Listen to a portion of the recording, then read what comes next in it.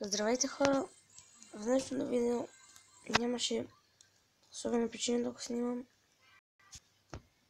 Не съм планирал да снимам днес. Но ако виждате, сега сме с към 1000 копи по-малко. Понеже този и този ни скапаха клана.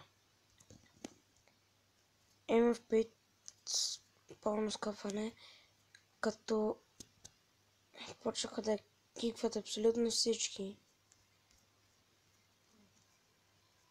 Ние ги върнахме, за да ги питаме кой ги е канил, понеже някои ги канища влизаха и искаха отново да го събят. Някои не ги канеха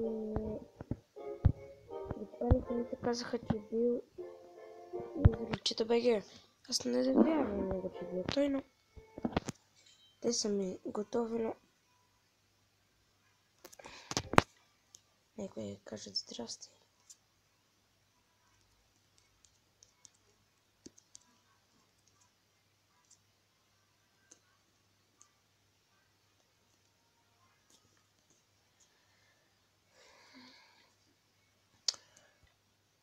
Естествено, няма как да е хубав, след като ето го човека, който всички мислят, че скапа клана, не е бил, понеже той ги ненавижда. Лана няма как да е хубав, след като половината са изгонени. Този и този, мисля, са изгонени. Този беше един от сипвачите, тъй че няма да нападне, въпреки че вътре в клана. Те ми казаха, че приятелят му беше взел телефон и почва да киква. Но ми е странно как, понеже Супер Крис беше ко-лидер, как по едно също време става това. Той става приятелят му взима телефона и едновременно става ко-лидер от Супер Крис. Тъй, че имаме някой приятел тук. Мисля, че не знам кой е. Не, сериозно не знам кой. Просто някой ги е канил.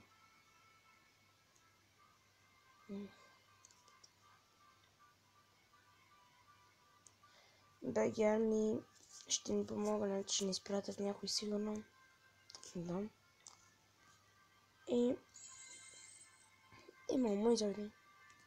Познах си това, понеже има много малко, не половина, 10.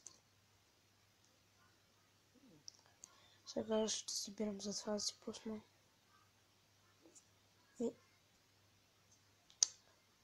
като цяло този клип беше да ви кажа какво стане с клана.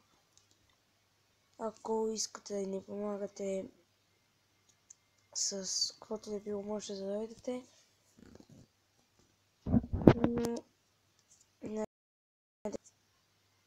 Но клипът да ви е бил интересен, въпреки че на мене не ми е интересен. Това от мен. До скоро!